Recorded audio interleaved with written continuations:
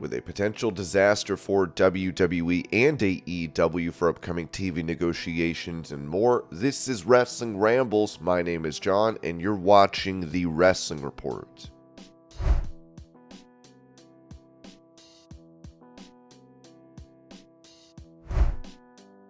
Touching on his match from an NXT takeover where he faced Jushin Thunder Liger, Tyler Breeze told A2D Radio, "I end up getting to Brooklyn and I never met him. I have no clue what he looks like. So I sit down in catering and there's a guy who sits across from me. He's an older Asian dude. You wouldn't recognize anything about him and he's sitting across from me. I just kind of stared at him and so I just went, 'Hey man, I think we're working tonight.' He goes, 'Please put the whole match together. I don't really understand the style. Whatever you want to do.' I'm telling him the match and he's just being so ridiculously respectful on stuff. I went, 'Hey, maybe this,' and then you go and grab my phone and then you lay up in the corner." He goes, "Oh, thank you. No, thank you, man." It was literally just like that the whole time. Nothing but respect. Nothing but class.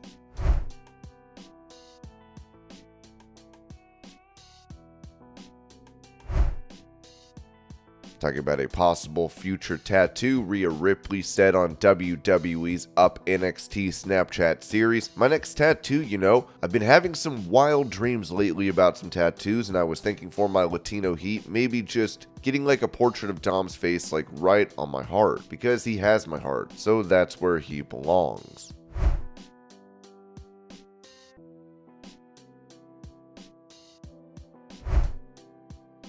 When speaking about starring in a Total Divas reboot, Tiffany Stratton told TV Insider, "Absolutely. I would have loved to be on Total Divas. That show was the first thing I watched before getting signed by WWE. I watched every single episode probably about 4 times. I didn't even watch wrestling yet, but I watched Total Divas. I would love to be on that show if they brought it back. There isn't as much drama now, but I loved that show."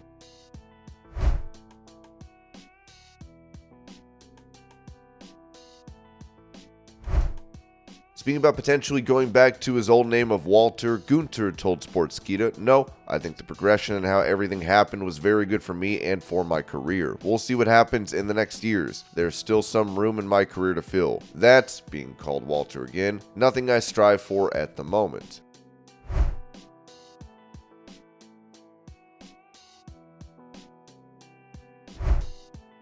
Teasing the possibility of his faction losing a member, Gunther said this to Sportskeeda, "That's to be determined, I guess, how things go, especially us in Imperium. Everybody in there wants to be the absolute elite and wants to be at the absolute top, and sometimes when you fail to deliver that, there are consequences for that, and it's on you to make up again for that situation. So far, this hasn't happened."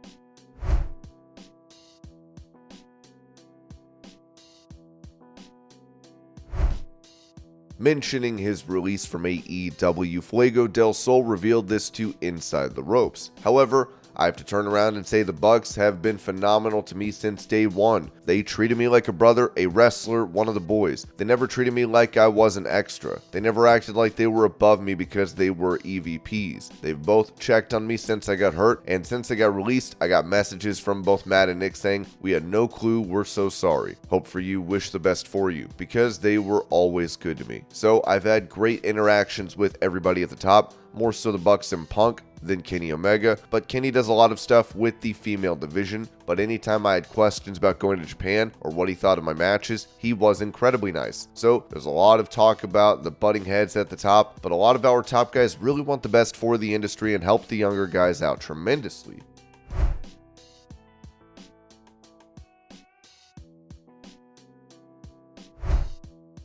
Revealing details for a match on Smackdown that was set up at the last minute, Dave Meltzer said this about Charlotte Flair versus Io Sky. "That match was thrown together at the end. There were a couple of people who were scheduled for the show who did not appear in some cases, for COVID-related reasons. Maybe not had COVID, but they were around it, so COVID reasons, and the show was changed. Charlotte and Io Sky was a late replacement because that was not the original plan."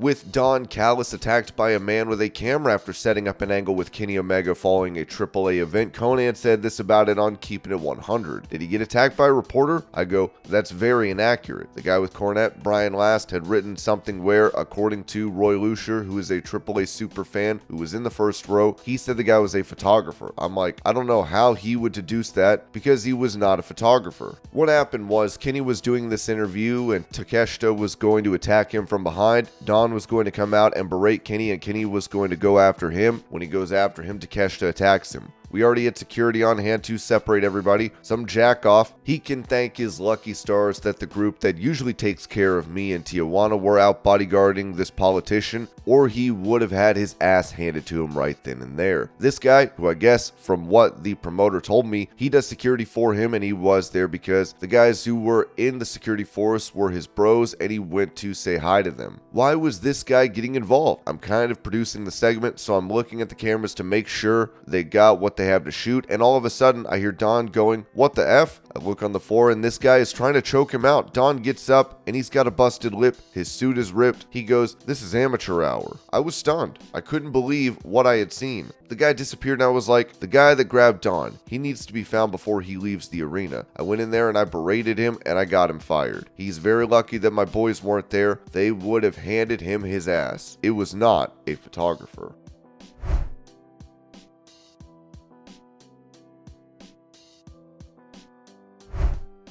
Talking about Glenn Jacobs, better known to WWE fans as Kane, Kurt Angle claimed that WWE took advantage of him, saying on his podcast, no, you know what? I didn't hang out with Glenn that often. He was a really nice guy. Nobody could say a bad thing about him. He was like the perfect employee, you know? He never got in trouble. Yeah, he did everything he was told to do. He showed up. He worked his ass off. I think he was a little too nice because the company kind of took advantage of him. He did a lot more, had a lot more losses than wins, and was a dominant character. So, you know, but he was one of those guys that was in the main event that really made other wrestlers, because when you're going up through the ranks, you had to go through Kane. And when you beat Kane, that's a big plus on, you know, on your shoulder. You can continue knowing that you're a bigger star after you defeat Kane. So he was one of the obstacles you had to go through to get to the main event.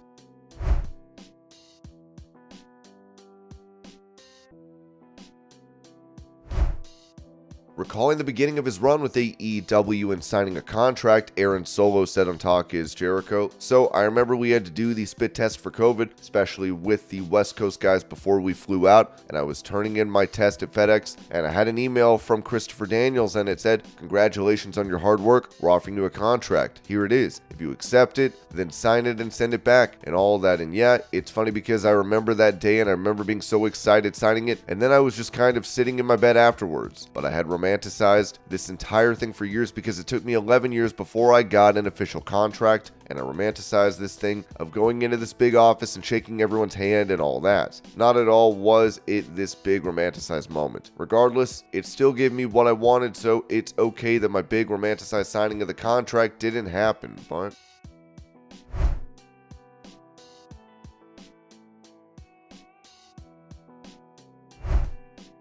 a writer for Inside the Ropes confirmed that Bret Hart was turned down for an agent role in AEW, saying, I'm actually a big fan of Orange Cassidy and his work, but in a company that has Arn Anderson, Jake Roberts, Taz, Billy Gunn, Christian Cage, Chris Jericho, Dustin Rhodes, and Sting in the locker room, shouldn't they be the ones being tapped to be road agents? When I recently interviewed Bret Hart for my book, he told me that he offered to agent for them, but they only wanted to bring him in as a manager like Tully, Arn, Jake, etc. Imagine having the ability to have Bret Hart coach your talent and saying, no, just be a TV character.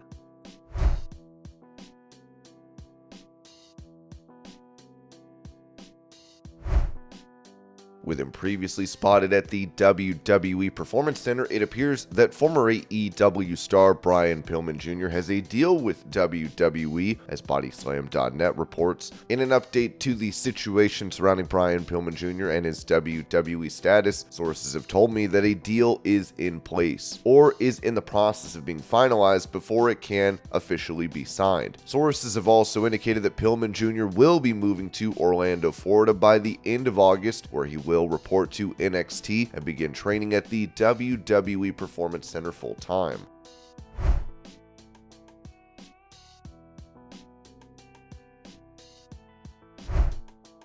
According to the Wrestling Observer Daily Update, television negotiations that are upcoming could present problems for pro wrestling companies, noting that there is a giant news story coming from CNBC about Disney CEO Bob Iger attempting to make deals to give the NBA, NFL, and Major League Baseball minority owner stakes in ESPN. The idea to me seems to be that ESPN wants to get out of the spiraling rights games by offering the key content producers points in the company with the assurance that they will stay on ESPN. As we constantly talk about, the television business is rapidly changing, and as more and more people no longer get cable and cable carriage fees and advertising declines with them, the stations will no longer have the money to pay as much for programming. This spells potential disaster for every sport, as well as WWE, AEW, and UFC, in attempts to continually get more money each negotiation period. The bottom hasn't fallen out yet and may not, but it feels to me this is the most dangerous challenge to the system that has served sports so well and made WWE and UFC into giant companies. And this was your Pro Wrestling News Update. I hope you're all having a great day. Thank you so much for watching, and I'll see y'all later.